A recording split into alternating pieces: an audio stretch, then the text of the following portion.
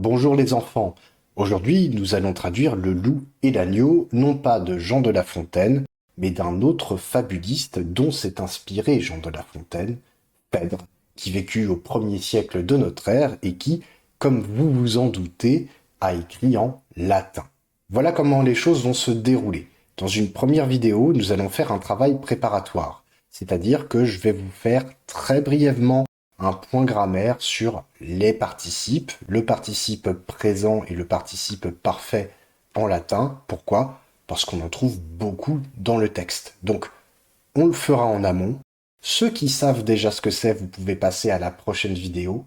Ceux qui ne savent pas ce que c'est ou qui ont besoin de révision, vous pouvez rester sachant que ceci n'est pas un point de grammaire complet sur ces deux éléments. Je me contente vraiment du nécessaire, du minimum pour comprendre le texte. Dans un deuxième temps, ce que nous allons faire, c'est que je vais vous lire le texte en latin en entier, puis je le découperai morceau par morceau avec d'abord une bonne mise en français en regard, puis un autre découpage sous la forme d'une juxta linéaire. Donc on a une traduction quasiment mot à mot et littérale du latin au français. Puis, dans un dernier temps, et c'est là que c'est le plus intéressant, on va prendre notre texte. Je vous donne tout le vocabulaire, on y va vraiment pas à pas, et je vous explique absolument tout ce qu'il y a à savoir, ou vraiment le plus possible.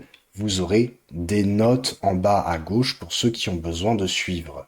C'est parti pour cette vidéo, on procède à la préparation. Donc on va voir le participe présent, amans, amantis, j'ai pris l'exemple du verbe amo, amas, amare, et le participe parfait, amatus, amata, amatum. Le plus simple, c'est le participe parfait, en fait. Donc on va faire le participe présent en premier. Je vous propose de commencer par le français. Et oui, ça a l'air simple, mais vous allez voir que ça peut se compliquer assez rapidement, et le mieux c'est de savoir si on comprend ce que c'est en français pour commencer. Le participe du verbe aimer est aimant, le participe présent. Bon, jusqu'ici, ce n'est pas très compliqué. Il est constitué du radical du verbe, là, qui est à ma gauche, aime, et d'un suffixe, le suffixe du participe. Alors pourquoi je vous dis ça? Parce que ces éléments ont un sens. Le radical porte le sens du verbe. Je peux avoir un verbe conjugué ou un verbe au participe, la définition reste la même dans le dictionnaire. Le suffixe, quant à lui, permet d'indiquer la classe grammaticale du mot. Il permet aussi, quand on change de suffixe, de changer de classe. Dans le cas qui nous concerne, le participe présent est une forme nominale du verbe. D'accord? Une forme nominale du verbe. Qu'est-ce que ça veut dire exactement? Je vous donne un exemple ici. L'homme aimant. J'ai un nom, homme, avec un article devant, mais on s'en fiche un petit peu. Et juste après, j'ai un participe. Donc on va dire un nom et un participe. À la place de ce participe, si je veux, je peux mettre des adjectifs. L'homme amoureux, l'homme triste, l'homme heureux. Bref, j'ai un nom, un adjectif, bref, un groupe nominal tout à fait classique. Donc il est intéressant de voir que le participe occupe la même position qu'un adjectif. Et on peut même aller plus loin. Si je remplace l'homme par la femme, je vais avoir le groupe nominal la femme aimante. Donc mon participe va s'accorder avec le nom. C'est pour cela qu'on vous dit qu'il s'agit d'une forme nominale. C'est-à-dire que mon participe se comporte comme un adjectif. Alors oui, il se comporte comme un adjectif, on parle de forme nominale, ça peut paraître détonnant, mais ça n'est pas le cas. Les adjectifs et les noms ont une origine tout à fait commune. Ils ont des désinences qui sont tout à fait communes dans la phrase, ils se retrouvent dans des structures qui sont communes. Bref, parler de forme nominale par rapport à des adjectifs, ce n'est pas faux, au contraire, sur le plan historique, c'est très exact. Bon, vous avez compris l'aspect nominal. On passe à la suite. Deux forces, si l'on peut dire, deux classes coexistent dans le participe. Le côté nominal et le côté verbal. Ce côté verbal, on va le voir ici. Prenons cette phrase. L'homme aimant les pommes est en bonne santé. Qu'est-ce que c'est que les pommes que j'ai rajouté ici? Eh bien, si le verbe aimer était conjugué, je dirais que les pommes, c'est le complément d'objet du verbe. L'homme aime quoi? Les pommes. Eh bien, figurez-vous que cette question, on peut aussi la poser quand on a un participe. L'homme aimant quoi? Aimant les pommes. Les pommes est complément d'objet de ce verbe aimer au participe. Et ça, on le retrouve aussi en latin, hein, vous me voyez venir. Sachant qu'en latin, quand un verbe régit un complément au génitif ou au datif, si ce verbe passe au participe, eh bien le complément va continuer d'être au génitif ou au datif. Vous voyez ce que je veux dire? Autre chose, ce participe qui est là, aimant, je peux le remplacer en français comme en latin par une proposition relative. Qu'est-ce que ça veut dire de manière très simple? Au lieu de dire l'homme aimant les pommes, je peux dire l'homme qui aime les pommes. Hein, la proposition relative, c'est celle qui est introduite par qui, que, dont, où, l'homme que je vois, le restaurant dont je parle, etc. Et très souvent, en latin, ce qu'on va faire, quand on va se retrouver face à un participe, on le traduira en français par cette proposition relative, par l'homme qui vient, au lieu de dire l'homme aimant. Parce que souvent en français, l'homme aimant, enfin le participe comme ça, c'est un peu maladroit, c'est un petit peu forcé, si l'on peut dire. Une dernière chose sur le côté verbal du participe, et ça il faut absolument le retenir. Le participe présent a un sens actif. C'est très important. Qu'est-ce que ça veut dire? Ça veut dire que c'est bien l'homme qui aime les pommes. C'est lui qui fait l'action d'aimer. Vous allez comprendre pourquoi j'insiste à ce point. Là, pour le moment, vous vous dites que mais c'est extrêmement simple, il coupe les cheveux en quatre. Il ne faudra pas l'oublier quand on fera du latin. Avant de passer au latin, je voudrais faire une toute petite remarque, mais qui concerne exclusivement le français, d'accord? Ça ne concerne pas du tout le latin. Je prends deux phrases là qui sont là. Enfin, deux phrases, elles ne sont pas complètes. Je prends ces deux fragments. La femme aimante et la femme aimant les pommes. Pourquoi est-ce que dans le premier cas de figure, j'ai mon participe qui s'accorde avec le nom, mais dans le deuxième cas de figure, on n'a pas d'accord. On a un participe qui reste à son état naturel, si je puis m'exprimer ainsi. Eh bien, parce que dans le premier cas de figure, on l'a vu, le participe est adjectif. D'accord? Il est utilisé comme un adjectif, et un adjectif s'accorde avec le nom. Jusqu'ici, tout va très bien. On a la femme aimante, j'aurais pu avoir les femmes aimantes, ES.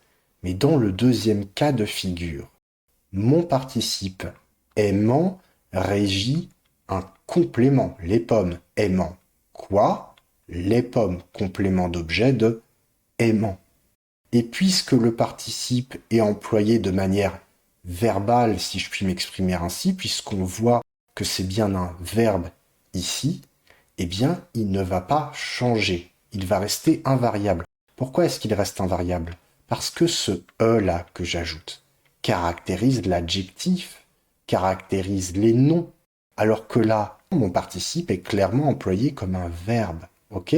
Donc il ne va pas bouger, il va rester aimant, ant. Allez, on passe au latin, comment est-ce que ça marche? On va refaire en fait le même chemin, à peu près le même chemin. Pour former le participe en latin, je prends le radical du verbe. Alors là, j'ai pris le verbe amo, amas, amare, amaoui, amatum. J'ai oublié de l'écrire, mais bon, je pense que c'est assez clair. Donc je prends le radical, ama, avec à la fin de mon radical la voyelle qui caractérise la conjugaison. Pour déléo, ça aurait fait dédé, par exemple. Et sur ce ama, je rajoute un suffixe du participe, ce suffixe qui me permet de changer de classe. On obtient une forme bâtarde comme en français, hein, et j'aurai ama plus nt. C'est ça le suffixe nt. Ce qui est au-dessus, on en parle après. Et enfin, puisque j'ai une forme nominale du verbe, qu'est-ce que je vais rajouter? Je vais rajouter une désinence nominale. D'accord? On rajoute une désinence nominale qui va porter la fonction. Donc mon participe va être décliné en genre, en nombre et en cas, bien sûr. Sachant que l'histoire que je vous ai montrée juste au-dessus, là, avec le participe qui bouge pas quand il a un complément, ça n'existe pas en latin. Ok? Il va beaucoup plus changer en latin. Qu'est-ce que j'ai juste au-dessus là? J'ai écrit amans, ama plus ns. En fait, il n'y a bien qu'un seul suffixe. D'accord? Il n'y en a qu'un seul suffixe, mais au nominatif, comme on n'a pas de désinence, en fait, ce suffixe va être modifié. Et à la place de amant, je vais avoir amans. Ok? Il va être changé. Cette désinence, on va y revenir. Donc on a amans au nominatif, amantis au génitif. Je vous donne des exemples. Neptunus, amans, aquam. Neptune aime l'eau. J'ai le nom Neptunus. J'ai amans, un participe utilisé comme un adjectif si jamais je m'arrête là. D'accord? Donc il va s'accorder avec Neptunus. On reviendra sur la déclinaison, mais là il s'accorde au masculin nominatif. Et mon amans, puisqu'il reste quand même une forme du verbe, accepte un complément. Donc c'est à quoi que je vais avoir à l'accusatif. Pourquoi? Parce qu'il est complément d'objet de amans. Neptune aimant quoi l'eau, aquam. Juste en dessous, qu'est-ce que je vous ai écrit? Neptunus qui amat aquam, Neptune qui aime l'eau. En latin comme en français, je peux remplacer mon participe par une proposition relative. D'ailleurs, ma proposition relative, elle va de qui jusqu'à aquam. J'ai fait une petite erreur en faisant ma planche. Bon, comment est-ce qu'on forme le participe pour les autres conjugaisons? Eh bien, exactement de la même manière. Amo, amas, amare, on l'a vu que ça donnait amans, amantis. Pour la deuxième conjugaison, j'ai deleo, deles, delere, avec une voyelle E, caractérisant le radical. Donc ça nous fait dele plus le suffixe. Delens, delentis. Ce ens, entis, on va le retrouver sur toutes les conjugaisons qui suivent. Lego, legis, legere, donnera legens, degentis. Audio et capio vont conserver leur i. Et ça donnera audiens, on rajoute le ens après en fait. Audiens, audienti. Et pour capio, capis, capere, capiens, capientis. Je reprends. Amo donne amans, amantis. Deleo, delens, delentis. Lego, legens, legentis. Audio, audiens, audientis. Capio, capiens, capientis. Et là, c'est le drame. Comment est-ce qu'on décline le participe? Si vous ne le savez pas, ce n'est pas grave. Ce n'est vraiment pas grave. Vous pouvez suivre le cours pour une raison simple, c'est que pour chaque terme, je dirais si c'est un accusatif, un datif, un génitif. Et je dirai à chaque fois ce que cela signifie. Quand je dirai que c'est un accusatif, je préciserai que c'est un complément d'objet de tel verbe qui se trouve avant.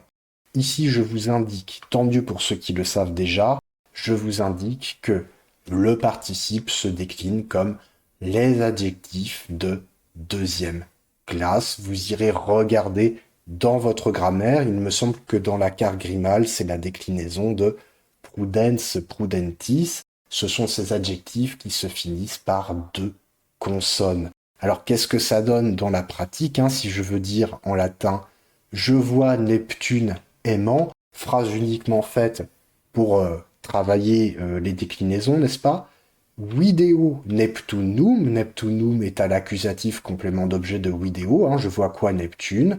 Video Neptunum, amantem, amans passe à l'accusatif et s'accorde avec Neptunum. Si je dis occurro, je rencontre, je vais au devant de Neptune aimant, eh bien occurro demande un datif comme complément, et j'obtiens occurro Neptuno, datif, amanti, amans, amantis est accordé à Neptuno au datif. Vous irez regarder ça dans la grammaire. Ici, je vous ai mis le tableau du masculin et du féminin, et on a un tableau pour le neutre. Le participe parfait à présent. Alors lui, c'est vraiment le plus simple. Comment est-ce qu'on le produit en français? Eh bien, ce sont les verbes qui se finissent en «et». Verbe qu'il ne faut pas confondre avec l'infinitif en «er», qui lui aussi est une forme nominale du verbe par ailleurs. Mais ce n'est pas important pour aujourd'hui. Donc le participe passé en français ou plutôt en latin le participe parfait, on le construit ainsi. On prend le radical, je vous le dis pour le français d'abord, le radical, on rajoute et pour les verbes du premier groupe, en tout cas, et ce participe, il faut savoir qu'il a un sens passif, contrairement au participe présent actif. Qu'est-ce que ça veut dire?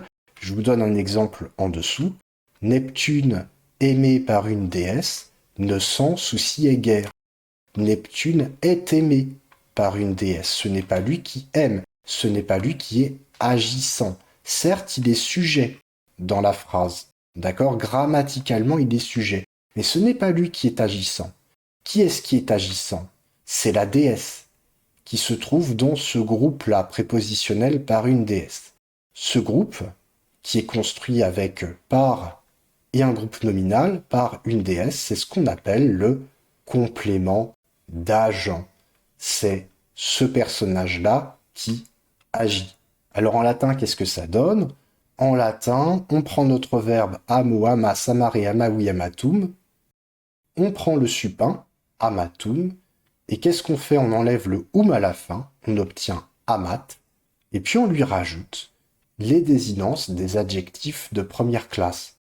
Amatus, amata, féminin, amatum, neutre.